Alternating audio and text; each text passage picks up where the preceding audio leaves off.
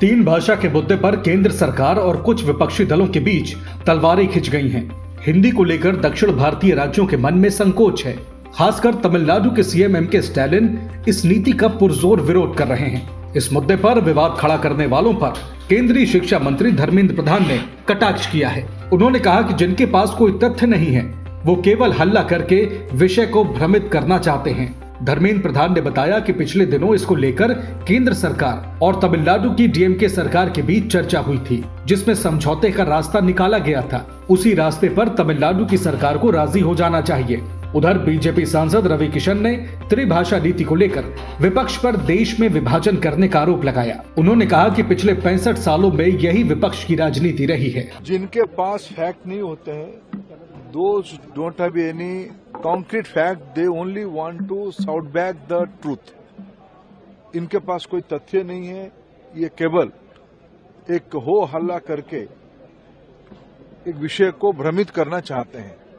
मैं आज भी कहा, विनम्रता से कहा, आज 10 मार्च है, इसी फाइनेंशियल ईयर की और 20-21 दिन बाकी है। जो चर्चा तमिलनाडु शासन के साथ पिछले दिनों में भारत सरकार की हुई है, जिसमें एक समझौते की रास्ता भी निकला था, उसी रास्ते पे तमिलनाडु सरकार राजी हो जाए। हम उनको अभी भी उनकी पीएम श्री की जो एलोकेशन है उसको देने में हमें कोई आपत्ति नहीं है। ये अन्य जो 1-2 राज्य उसमें से अनिच्छुक है अभी तक राजनीतिक उद्देश्य से, only for political reason and narrow politics, those don't want to join PM Shri MOU signing program. I appeal to all of them. This is the interest, best interest in the PM Shri. Science education is an important part. Innovation is an important part. Language proficiency of mother tongue is an important part. In Tamil Nadu, only Tamil language will be the medium of instruction in PM Shri schools. What is your opposition? I don't understand this one. ये बार बार हम लोग उनको अनुरोध करते आए हैं। और बाकी रहा भेदभाव की, I with utmost politeness I can cite you few states, those who are non-BJP state. It is Punjab, it was Delhi, at one point of time it was Maharashtra, now it is BJP, at Karnataka. All these are states are implementing PM Shri, also NEP. There are certain views of respective governments about NEP. Let it be. But in a democracy, midway has to navigate. In Tamil Nadu, only due to political harakiri, because they have lot of internal problems, their education minister with few senior MP came to see me.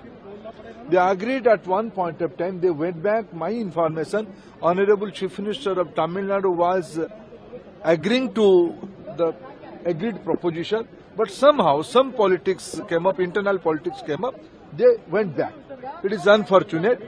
This is only I can say. I appeal to all of them, let them come back. So Congress is saying when it comes to third language, though you have clarified any language can be used as a third language, they are saying it will be. Rather than I am putting the question to them, why is anybody is preventing Tamil as a teaching learning language of Tamil Nadu.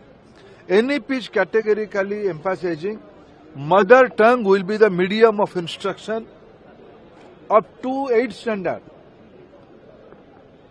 And in Tamil Nadu or any state, nobody is imposing any language on anybody. Only that, again I can say, this opposition to 3 language formula is a political stand. देखिए, मैं वो कलाकार हूँ इस देश में, पहले बहुत कम लोगों को मैं सब भाषा में काम करता हूँ। मैं तमिल, तेलुगु में भी पॉपुलर हूँ, कन्नड़ा में भी पॉपुलर हूँ, मैं हर मराठी में भी मैंने फिल्म की, गुजराती, मुझे अनगिनत भाषाएं आती हैं। उसके बाद मुझे ये शौक है भाषा बोलने का, चूंकि मैं कनेक्ट कर पाता हूं, इजीली मैं बात कर पाता हूं। ये लोग इस तरह से करके ये लोग विभाजन कर रहे हैं, ये लोग देश को अलग करने की जो इनकी राजनीति रही है 65-70 साल से, ये उसी राजनीति में आ रहे, लेकिन बहुत दुखद है। और इससे ये पता चलता है कि मैं आपको जो सच बताऊं, जो सत्य ये है, जो इन लोगों की परेशानी देखी, और इनके एक नेता भी कह रहे थे अंदर से कि महाकुंभ में 67 करोड़ लोग नहा लिए, तब से इन लोगों को अपना भविष्य, अपनी राजनीति का भविष्य खतरे में दिखाई दे रहा है। ये उसकी छटपटाहट है। तो इन्होंने एक नया सगुफा तैयार किया, हिंदी वाला। इनके पास कुछ है ही नहीं, मुद्दा ही नहीं, ये मुद्दाहीन लोग हैं, ये पागल हो चुके हैं। इन लोगों को ये इसी इन लोगों के रवैये से धीरे धीरे मुझे लगता है अपोजिशन की सीटें पूरी खाली ना हो जाए, हमको तो वो चिंता लग रही है। एक आदमी होता है कुल्हाड़ी पे गिरता है, ये लोग कुल्हाड़ी पे रख के कुल्हाड़ी पे पेड़ से ऊपर कूद जा रहे हैं एम लगा के। ये सब इन लोगों को भगवान बुद्धि दे।